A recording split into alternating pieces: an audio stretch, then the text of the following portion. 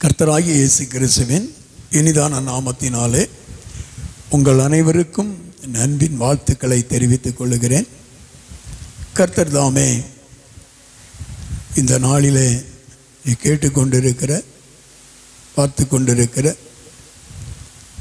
ஒவ்வொரு செவிகளையும் உள்ளங்களையும் கர்த்தர் திறப்பாராக, மனக்கண்களை பிரகாசிக்க பண்ணுவாராக, ஆவிக்குரிய வாழ்க்கையிலே பலப்படுத்துவாராக.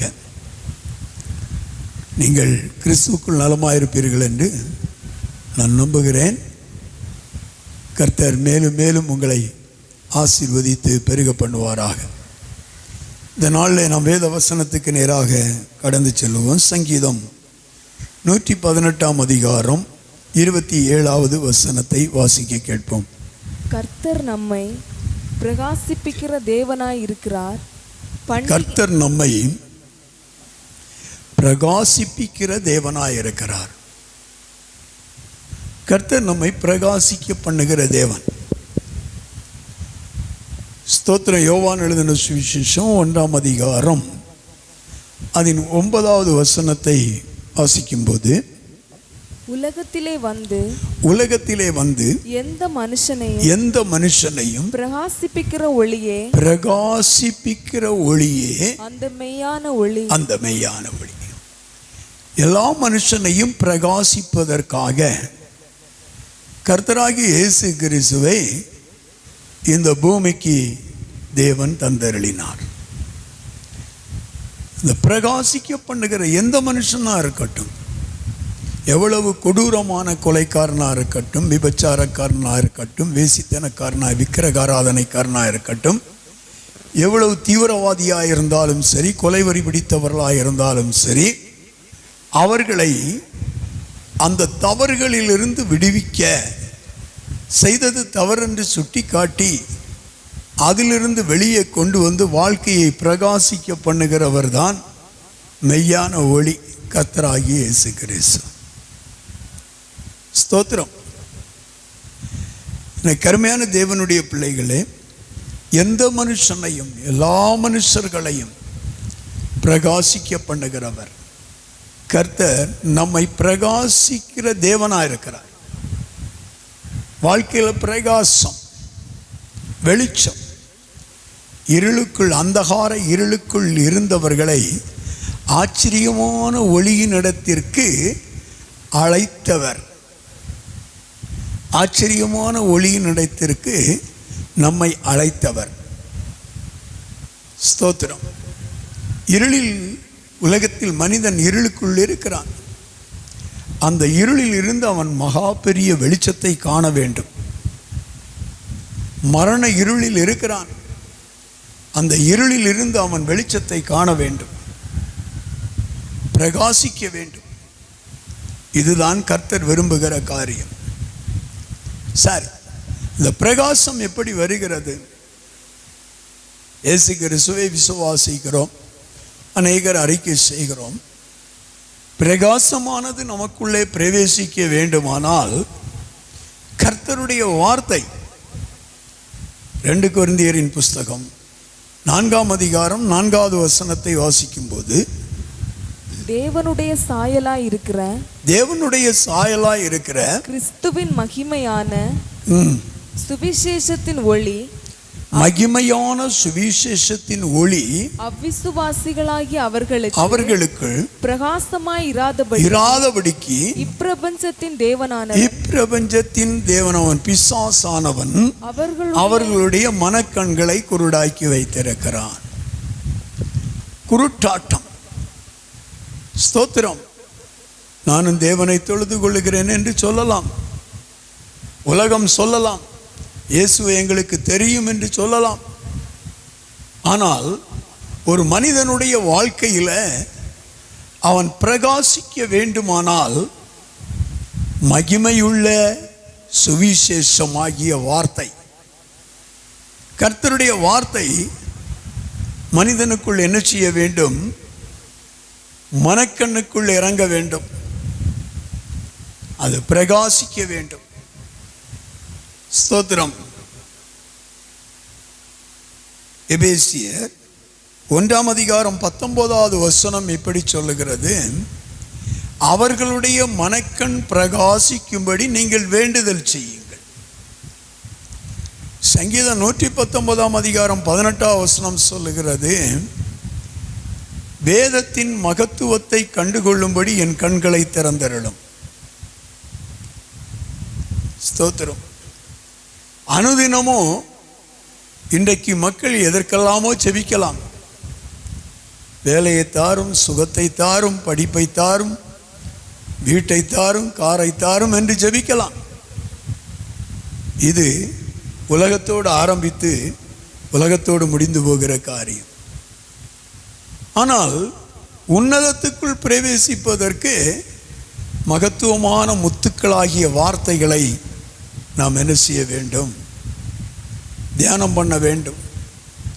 இந்த வார்த்தைகள் மகிமை உள்ள வார்த்தை. இது நமக்குள் பிரவேசிக்க வேண்டும், பிரகாசிக்க வேண்டும்.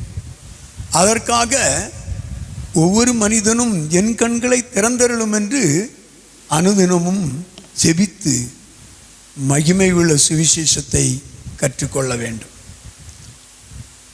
ஒவ்வொரு மனிதனும் பிறருக்காக மனக்கண் பிரகாசிப்பதற்கு ஜெபிக்க வேண்டும்.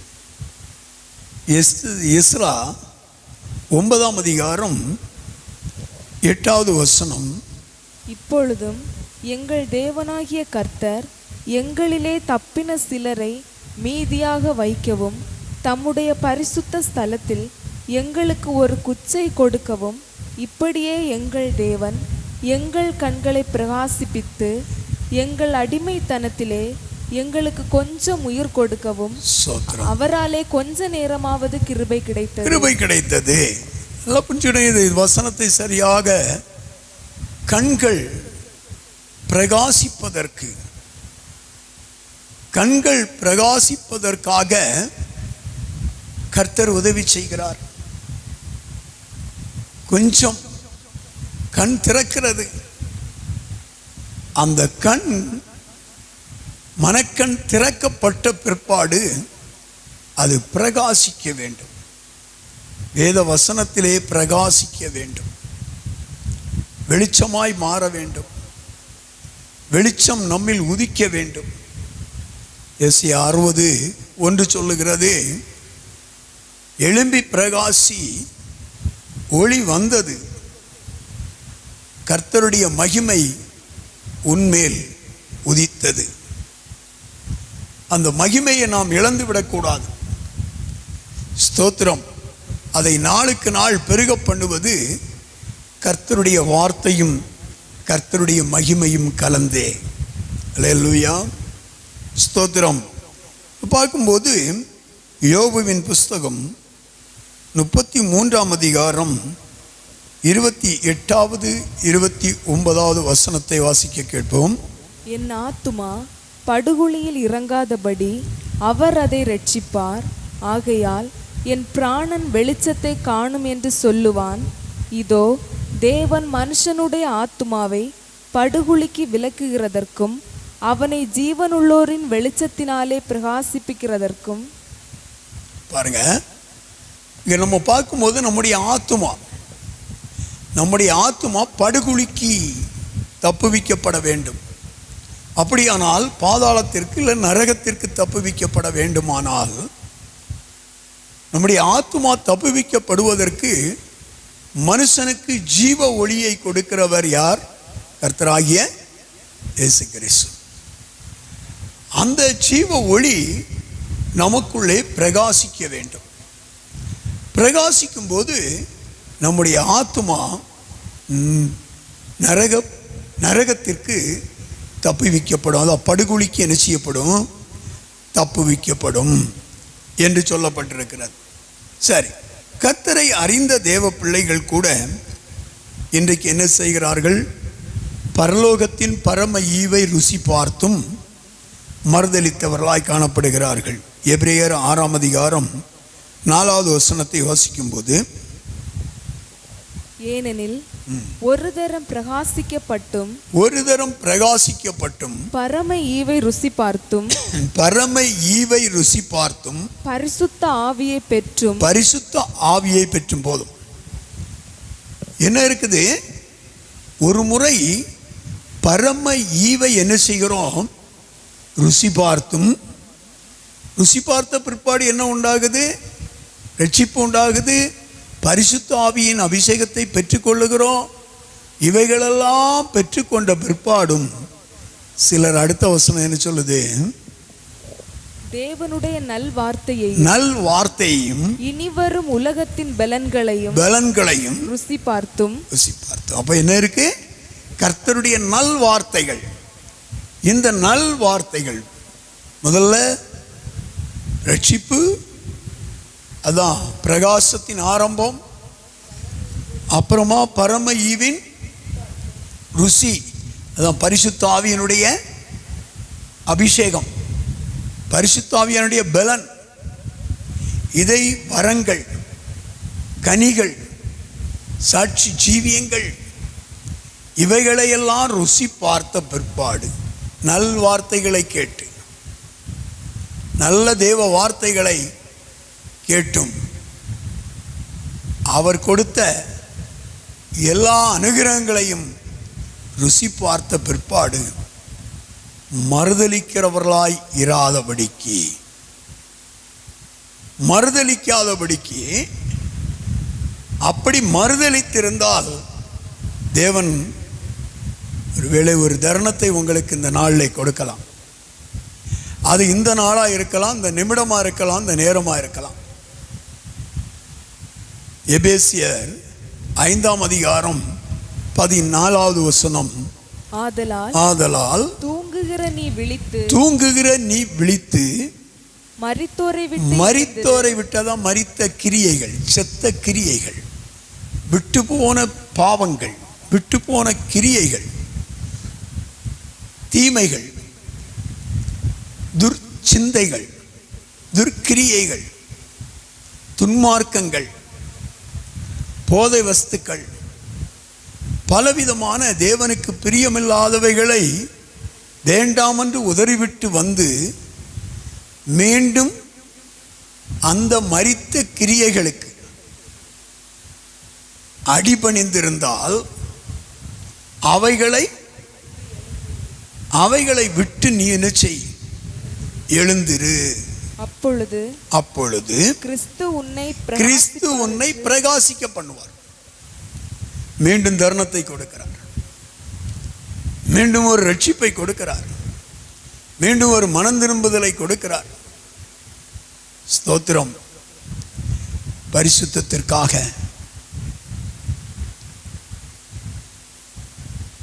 அவர் ஒரு தருணத்தை கொடுக்கலாம். பரிசுத்தம் உள்ளவன் இன்னும் பரிசுத்தம் அடையட்டும். அருமையான தேவனுடைய பிள்ளைகளை, நீ எழுந்திரு. மீண்டும் சோம்பல்தனத்தை விட்டு எழுந்திரு. குற்ற மனசாட்சியை விட்டு எழுந்திரு.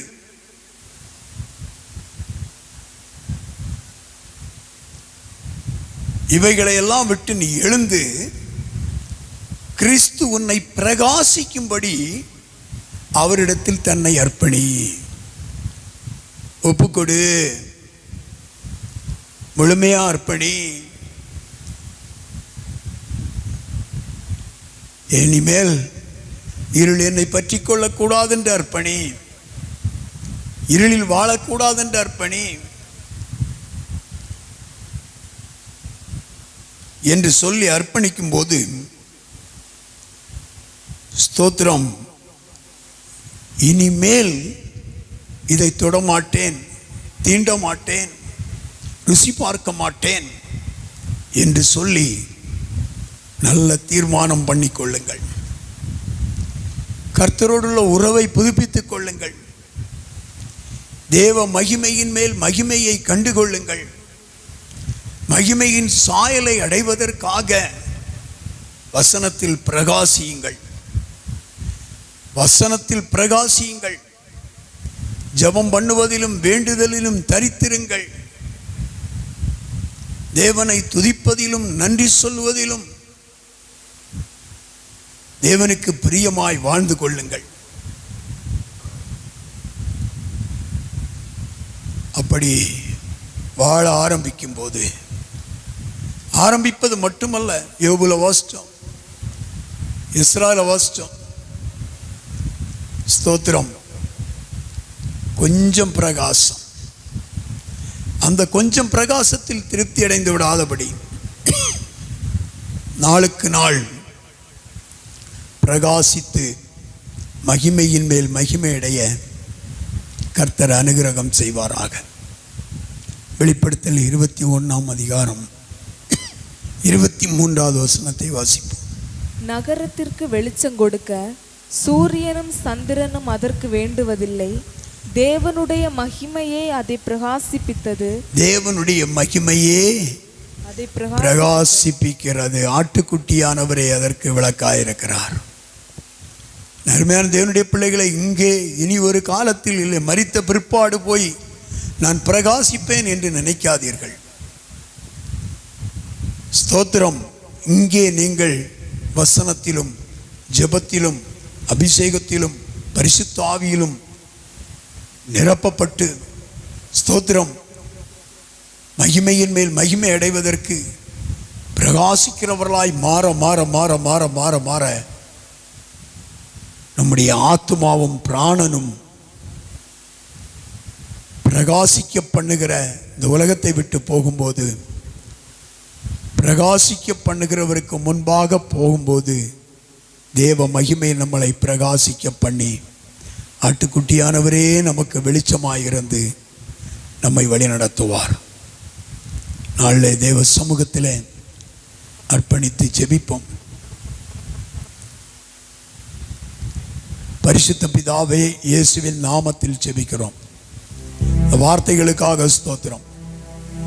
வார்த்தைகளை கொண்டு பிரகாசிக்க பண்ணுகிற தேவன், தேவனுடைய மகிமையுள்ள சுவிசேஷமாகிய வார்த்தையை கொண்டு இந்த நாளில் பேசின வார்த்தைகள் கேட்க போகிற பிள்ளைகளுடைய ஒவ்வொருவரும் கேட்டு ஆண்டவரே பிரகாசிக்கத்தக்க, தடுமாறி போன பிள்ளைகள், நிலைகுலைந்து போன பிள்ளைகள், விழுந்து போன பிள்ளைகள் ஆண்டவரே மீண்டுமாக எழுந்து நிற்கத்தக்க ஸ்தோத்திரம், தூக்கத்தை விட்டு எழும்ப, மரித்தோரை விட்டு, செத்த கிரியைகளை விட்டு, முந்தின வாழ்க்கைகளை விட்டு, உலக லௌகிக காரியங்களை விட்டு ஆண்டவரே எழும்ப கர்த்தர் உதவி செய்வீராக. கிறிஸ்து உங்களை பிரகாசிக்க பண்ணுவார் என்று சொல்லப்பட்டபடி நீர் பிரகாசிக்க பண்ணுவீராக. தேவ மகிமை ஒவ்வொருவர் மேலேயும் ஸ்தோத்திரம், ஆட்டுக்குட்டியாடைய ரத்தம், இயேசு கிறிஸ்துனுடைய ரத்தம் ஒவ்வொரு மேலும் இறங்குவதாக. தேவ மகிமை ஒவ்வொருவரையும் ஆட்கொள்வதாக. தேவ பிரசன்னம் ஒவ்வொரு பிள்ளைகளோடும் இருப்பதாக, ஒவ்வொரு குடும்பங்களோடும் இருப்பதாக. சுகபலத்தை கொடுப்பீராக. ஒவ்வொருவரையும் எல்லா தேவைகள் சந்திக்கப்படுவதாக. வருகைக்காக தன்னை ஆண்டவரே ஆயத்தப்படுத்திக் கொள்ற பிள்ளைகளாக காணப்பட உதவி செய்வீராக. சீக்கிரமாய் ஆலயம் திறக்கப்பட்டு கூடி நாங்கள் ஆராதிக்க கிருபை செய்வீராக. உலகத்தில் சுற்றி திரிகிற வைரஸ் வியாதிகள் இயேசுவின் நாமத்தில் நிர்மூலமாய் போவதாக. அடிமைப்பட்டு கிடக்கிற ஜனங்களை மீட்டெடுப்பீராக. கர்த்தர் கிரியை செய்யும், தொடர்ந்து வழி நடத்தும். ஒவ்வொரு பிள்ளைகளையும் வாழ்த்தி ஆசீர்வதிக்கிறோம். தேவன் தாமே ஆசீர்வதிப்பீராக. இயேசு கிறிஸ்துவின் இனிதான் நாமத்தில் ஜெபிக்கிறோம். ஜெபங்கள் நல்ல பிதாவே, ஆமென். ஓ தேவனுக்கு மகிமை, தூக்கி எடுத்தார் என்னை, தூக்கி எடுத்தார் இயேசு.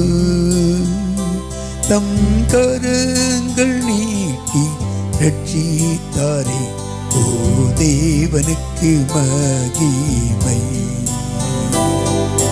இயேசுவை நேசிக்கிறே, என்றென்றும் நேசிக்கிறே. அக்கரையில் நான் நின்று அவரை என்றென்றும் போற்றுவே. அக்கரையில் நான் நின்று அவரை என்றென்றும் வாழ்த்துவே. என் ஆத்துமாவே கர்த்தரை ஸ்தோத்திரி, முள்ளமே பரிசுநாமத்தை ஸ்தோத்திரி.